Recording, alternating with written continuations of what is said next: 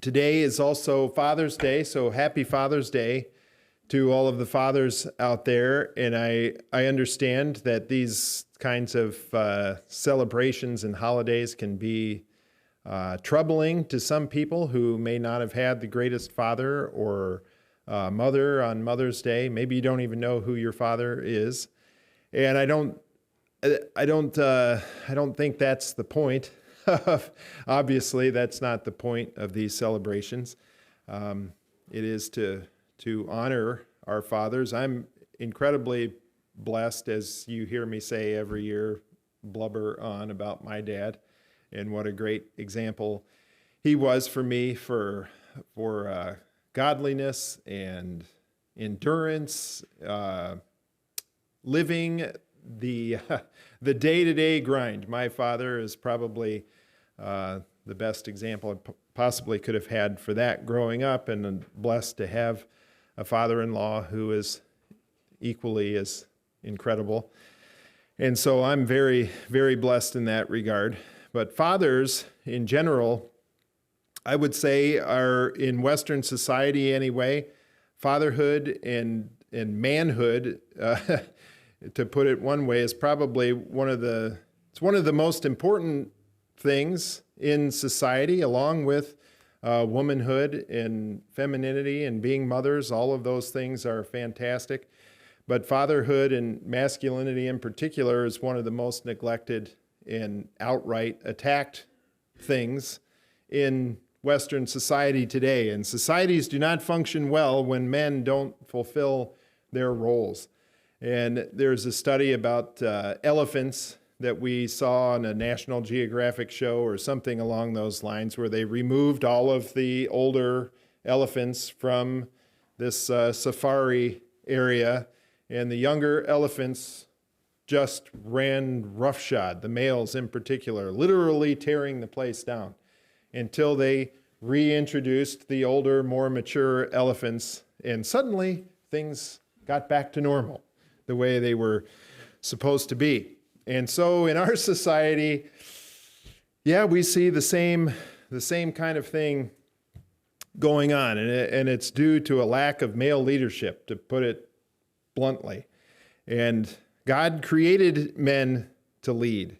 We see that right from the very beginning of the scriptures.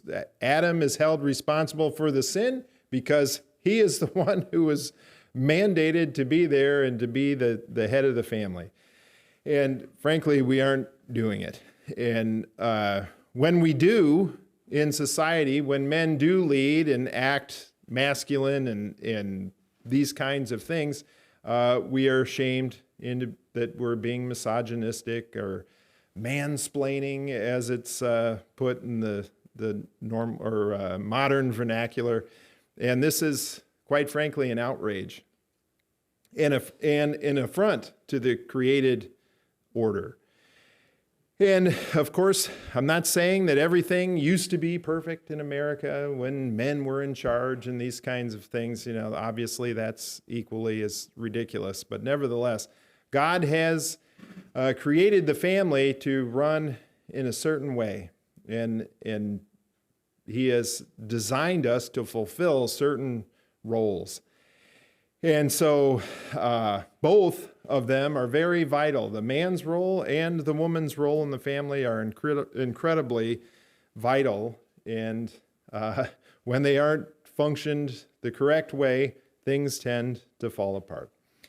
And so when a father isn't present or a mother isn't present, or they're not doing their roles, kids have problems, like, for example, not knowing what gender they are, or not knowing which gender they're supposed to be attracted to, or not knowing how to work, or women not understanding the importance of raising a family and making a home, or these kinds of things, or that sort of role is looked down on. You shouldn't do that. You ought to be doing this instead.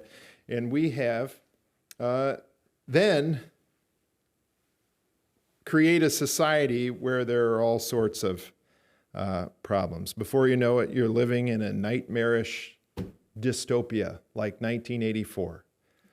Welcome to 2023. 2023 might have been a better title than 1984. 1984 seems like the good old days now.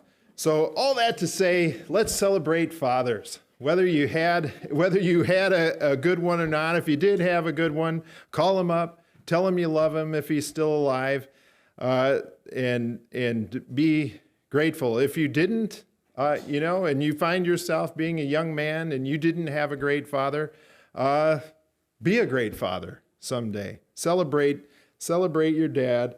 Celebrate masculinity and manhood, and let's thank God for giving us a guidebook that shows us how to raise families and how to have a society that reflects Him and His desire for us. And when we do that, things will be a lot better. I guarantee it.